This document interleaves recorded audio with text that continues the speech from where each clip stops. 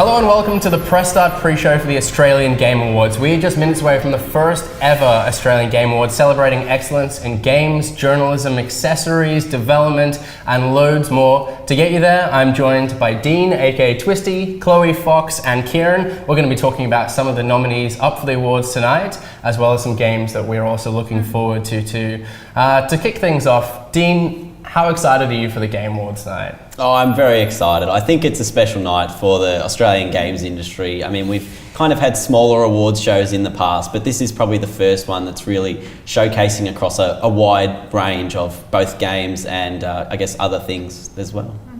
Chloe, how excited are you as well? I'm really excited. I think it's going to be amazing. I think I'm most excited to celebrate the creators of the year. I think they put in so much work, so much effort, and I think it's really nice for them to be acknowledged for all the hard work that they put in. Yeah. So yeah, excited to see. Absolutely. And Kieran, obviously this is the Australian Game Awards, and there is a focus on the amazing talent that we have here at home in Australia. How special is it that you think Australia kind of gets to be the focus of here, and we get to appreciate the talent that's out there? Yeah, I think it's super important, and I'm really happy that it's happening. It's like, first of all, it's nice to have, you know, an Australian Game Awards show, you know, just for in general for the AAA titles and for everything else, but to have a platform to recognize what we do here as well, I think is super important, because we've put out some amazing stuff in the last 12 months. There's some great studios here. It's been a great year for games in general, but I think the Australian industry deserves a big night like this to put us on like a national scale or even a global scale, and kind of show off what we're capable of. That is so true. Like 2018 has been this incredible year for games, and despite the quality that's out there, Australian games have really kind of made an impact on an international level, and I think that just really speaks to the incredible ability that not only Australian creators have, but developers too. So we are in for a really special evening. We're super excited about it, as you can see. It's only minutes away from happening, and to kick things off, we're going to talk about the first award, the Australian Developed Game of the Year. Of course, the Australian Game Awards are a celebration of our culture here, our gaming culture here in Australia, and so it'd only be right to begin the conversation by discussing those nominated for the Australian Developed Game of the Year presented by Bethesda. Those nominees are An Aspie Life, Damsel, Death Squared, Florence, Hand of Fate 2, Hollow Knight, Infliction, Paperbark, Stormboy, and The Gardens Between. Kieran, as I understand, you're a big fan of The Gardens in Between. Huge fan of The Gardens Between. I first played it at PAX 2017, and straight away knew it would be my jam, basically. Time-bending puzzles and kind of surreal visuals and all that kind of stuff just, floats my boat. But actually playing it this year when it released, it blew away any expectation I had of it. It's the voxel agents who are, based in Melbourne. I think that they have a real knack for storytelling and gameplay, and kind of melding those two things together in ways that you don't really expect. It's rare that you see a puzzle game that kind of folds its story into the puzzles and kind of doesn't need to tell you anything about its characters, because you kind of learn from everything that you're doing, everything that you're solving. So I think, for that reason, it's one of my standout indie games of all time, not just this year, or not just in Australia. Yeah, you mentioned the art style of The Garden Between. And another art style that stands out in my mind was Florence, which you and I have also both played. That was just a beautiful game, so lovely to play. I also really enjoyed Death Square, which is like this delightful cooperative puzzle game, the kind of game that brings your friends closer as you're also kind of screaming at the same time. But you really enjoyed Paperbark, didn't you, Chloe? Loved it. I think it's such a beautiful game. I think they've just done such an amazing job of it. And it started as actually a university project that the three co-founders had. And then, it's just exceeded all expectations. It's such a beautiful game. It reminds me heavily of books that I used to read as a child, like Snugglepot and Cuddlepie, or Possum Magic, or Blinky Bill. Those gorgeous, iconic books. And I think the heart of this game is another one of those iconic books. It's just so beautifully illustrated, and it was narrated by Georgia Mack, who's in Camp Coat. it's just perfect. I just love it. I Yeah. really enjoyed it. That's a nice kind of celebration of Australian culture, I guess, in more general, that we have such a prominent musician featured in that too. Oh, for sure. We'd be amiss as well not to talk about Hollow Knight, which is also up for Independent Game of the Year. Kieran, you and I have been playing a bit of that recently. How have you enjoyed it? I'm loving it. I'm kind of gutted that I slept on it for so long, but it just hit the PS4 recently. Yeah. So I picked it up, and I'm trying to play it in between everything else that's sort of happening at the moment. But so I'm only a little way into it. But just like the Tim Burton meets like Studio Ghibli art style, like it really jives with me, and like the Metroidvania roguelike gameplay, like it's for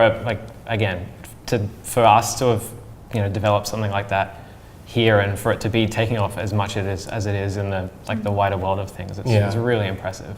Well, it has been an absolutely stellar year for Australian developed games, and it looks like it's not going to change soon. There are a bunch of incredible looking games on the horizon. We're going to take a look at those now. Here's some of the games you can expect in 2019.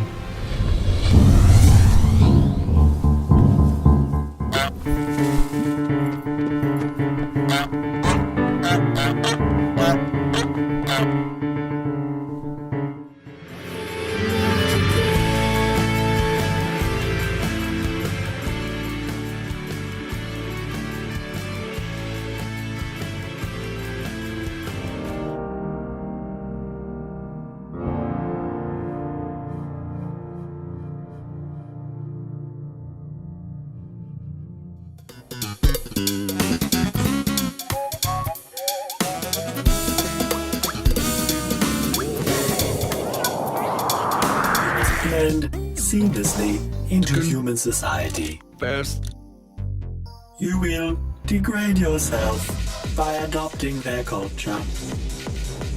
don't let anything stand in your way. To safely lift an object, avoid using your back. Be extra careful in high traffic areas. Espionage units on assignments around the globe. How you approach each mission is up to you. Just be sure to complete.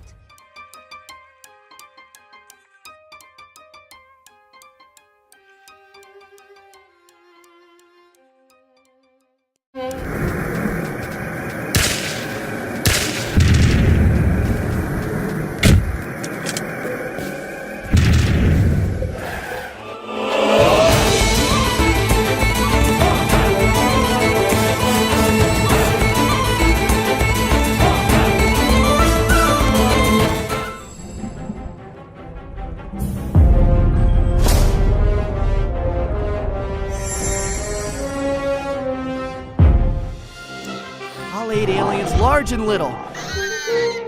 Remedy ramshackle robots with marvelous machinations. And face down. Sparkling and adventure, sword fighting and alchemy, and above all, a world of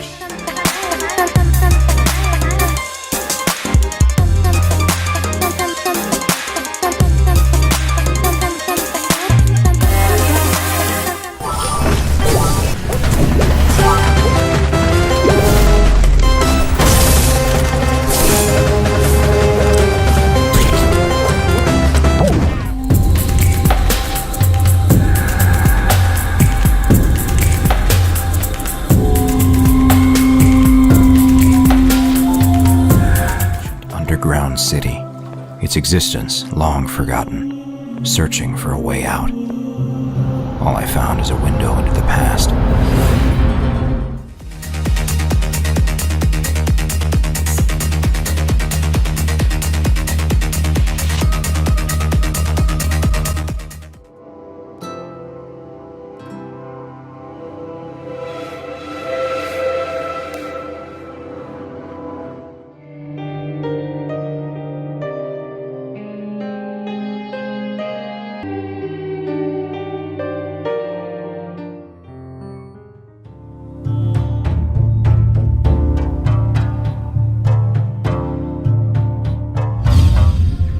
Here in Australia, we not only enjoy playing games ourselves, but we love sharing them with others and watching our favourite content creators play them.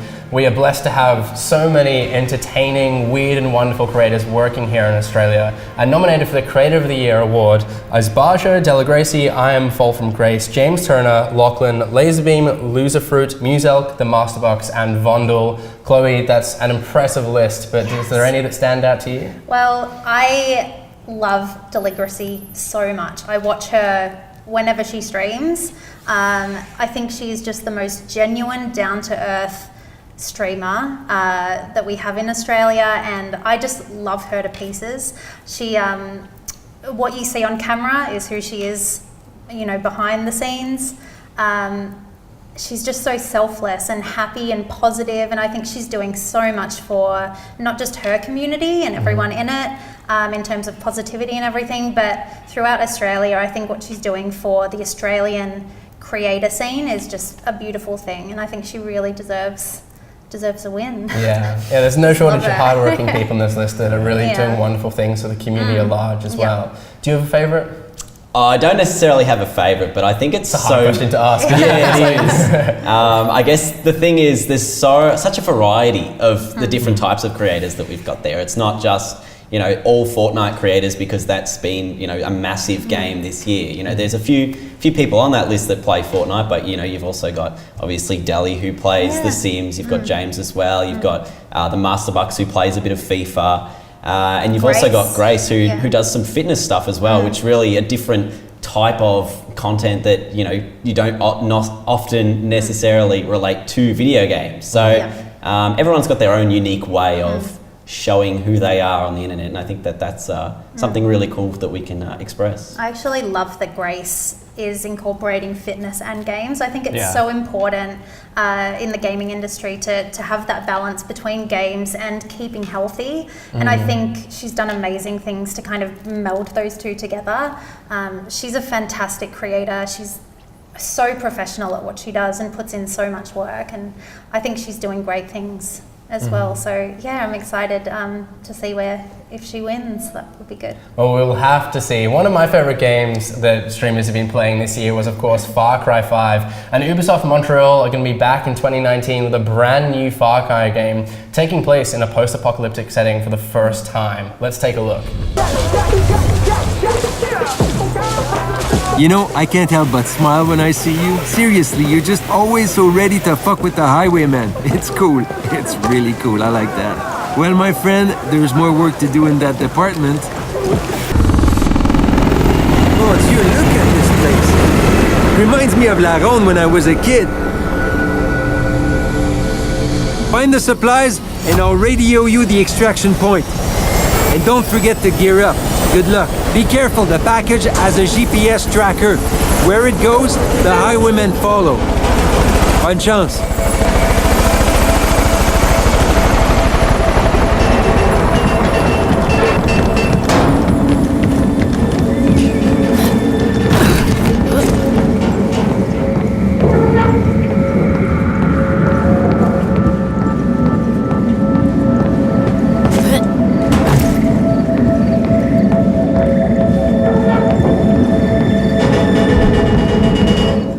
Looks clear. I'll land there. What the? Hey, stay alert! Someone's taking our stuff! No, stop! The highwaymen are going to keep sending reinforcements, so let's not waste time and get out of here as soon as possible. No, wait!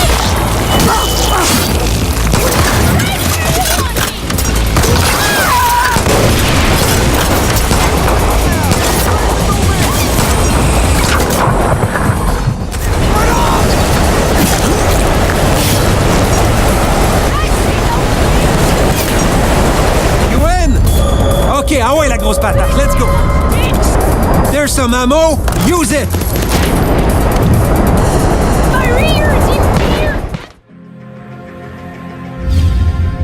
I'm in absolute awe of the incredible work of independent game developers.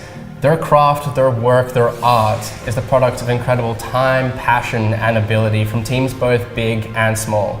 Nominated for Independent Game of the Year presented by Nintendo are Damsel, Dead Cells, Hollow Knight, Stormboy, and Celeste. Yes, Celeste, I think that's probably one of the games that's really had a lot of international talk recently. It's won a few few awards already, and it really shows how these indie developers can put a big story into small games. I think games is very much becoming that new medium to tell a new narrative. Kieran, you played a bit of Celeste. I played a lot of Celeste, yeah. The indie scene that's driving a lot of the storytelling in games at the moment, and for a lot of the same reasons as the Gardens Between, Celeste kind of just melds gameplay and storytelling in really, really unique and really kind of affecting ways.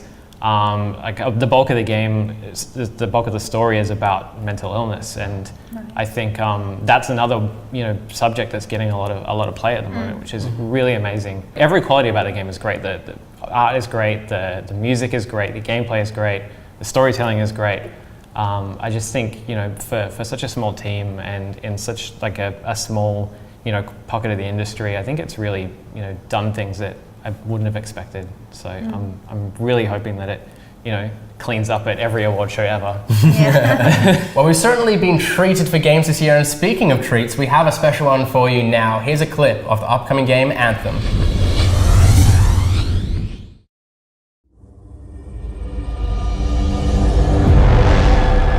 I have seen the power of the Anthem destroy entire civilizations. You have no idea what the Heart of Rage can do to a person. I feel a new power in the world. It's calling me. For generations, our people struggled just to survive. Heading out. Let's go! The javelins allowed us to fight back the chaos.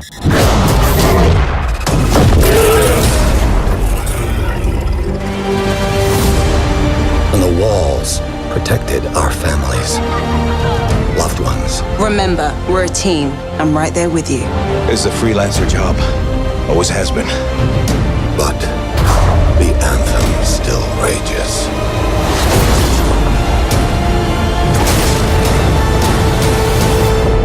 And walls can only do so much. But with the power of the Anthem at my fingertips, I will end all this needless suffering.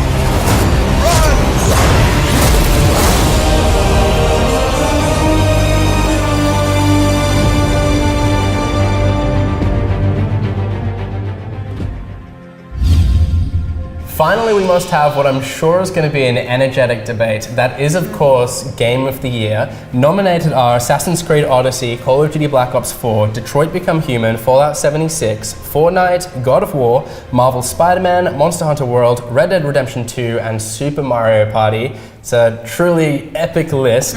Chloe Fox, which game stands out in your mind? Well, I think the first one that comes to my mind is Fallout 76. I know that since its release, it's copped a lot of flack from a lot of people. A lot of people that have done reviews on it have said that it wasn't what they were looking for in terms of matching the hype that Bethesda said that they were going to create.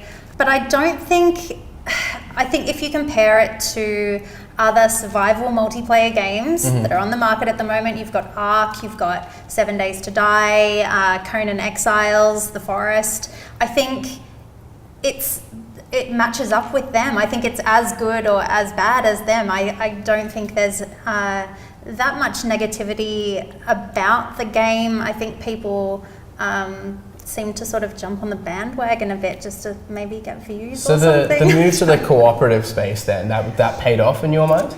Yeah, well, I think they've done a beautiful job of creating a multiplayer game. I think the graphics are incredible. I know a lot of people weren't sold on the graphics, but they're comparing it to other Fallouts, which you can't do because they're single player games, they're not multiplayer games. When you enter a multiplayer space, the graphics, I mean, you have to take into account that it's a multiplayer game, and you just can't compare the two. You can't compare Fallout 4 to Fallout 76 because games don't work like that. You can't compare a single player to a multiplayer game. So I think they did an amazing job. I think the graphics are great. I think the stories are extremely immersive. The creatures that you come up against, there's so many different monsters and enemies that you have to fight. The building system is incredible. I love the building system, and the crafting system's great. So there's not a lot of negativity that I have from it. I think it's definitely one of my favourite games of the year. And you're certainly right that there's a lot opinion. You're certainly right, there is a lot of variety on the list. There is quite a range of different games. Is there one that stands out to you? Oh, it's hard too, because it's more just a clash of genres, right? Like, you know, Chloe's obviously talking about Fallout being a multiplayer game, but, you know, there are so many good single player titles on this list as well. Obviously God of War, Detroit, just to name a couple. And we've sort of heard this rolling narrative of multiplayer is winning and single player games are dying. Yet I think God of War is probably the best game of the year. And Detroit as well, a story game that, you know, does not have linear pathways whatsoever, and it shows you that there are completely different routes that this game can go. Yeah. Being the year that it has, I've only really recently beaten God of War, and I was blown away by just like how incredible that narrative is and how attached you not only become to Kratos and Atreus, but also the range of side characters as well, and how much of their story that the game becomes as well. On top of that, you've got incredible sort of combat as well. It's not just the narrative in that case, it's the gameplay too, right? Yeah, it's just such a satisfying game. I mean, you know, it's not often you're like, oh, killing people is fantastic, but God of War, it really is. 100%, yeah. I think I'm almost in agreement about God of War being, you know, the best game this year. I've spent the last, you know, week kind of deliberating between God of War and Red Dead Redemption 2, because I think they're both amazing games, and, you know, single player games are my, you know, bread and butter besides my indies. So I'm like, you know, that's the category I want to push. But I think Red Dead Redemption 2, you know, deserves to win because it's the best example of its genre so far. Like the open world action adventure game, like it just does everything that it possibly can. Everything, you know, that you could imagine out of a game like that, it's in Red Dead Redemption 2. And I think God of War is the same. God of War is probably the best example of an action hack and slash kind of, you know, semi role playing game that we've seen so far. But honestly, the final decision came down to which main character says "boy" the best. Because you've got Arthur Morgan and his horse, you've got "boy," and then you've got you've got "boy." Yeah, and like the big Kratos. That's it. That's game of the year. That's my boy of the year. Well, I hope you guys are gonna attack me for this, but my game of the year is Fortnite. I gotta admit, like, I played so much Red Dead and God of War, like we've spoken about a number of games today that I absolutely loved. But I don't think anything kind of really pulled me away from Fortnite. I just put so much hours into that, and I was reading patch notes like every time they came out, and it's pretty rare that I'm like just reading through pages of patch notes and like with such kind of anticipation as I did for Fortnite. Never learned dance moves for a game before, and I did for that. Like, it's just crazy, but like it's a game that my brother and I would play, and it really kind of brings the two of us together. And it's been a while as well that I've like played so consistently with my group of mates as I have with Fortnite.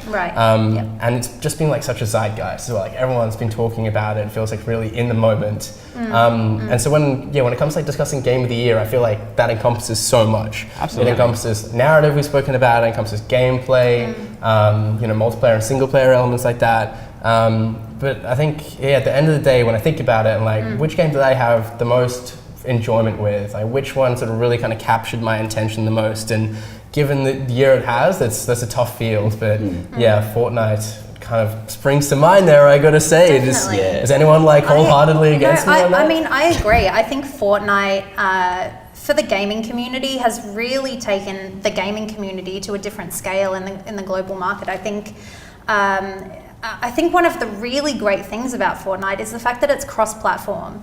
It doesn't it's so inclusive of everyone. If you've got kids at school, if one's got an Xbox, one's got a PlayStation, they can still play together. So no one's left out of the fact that you're talking about a certain game, because everyone can play it, which is really, really cool. They've also done so much for charity around the world. I know recently there was the pro streamer celebrity Fortnite event, which was just fantastic. One of the streamers I watched, Kitty Plays, came third. She donated $125,000 to her local animal shelter. Like, it's just the amount of money that Fortnite have thrown to charities around the world is just fantastic, and I think it's really doing such positive things for the gaming community. Yeah, I think when you talk about global impact, like when you're talking about Game of the Year, it's like, you know, you could vote for the highest quality Game of the Year, or the most popular.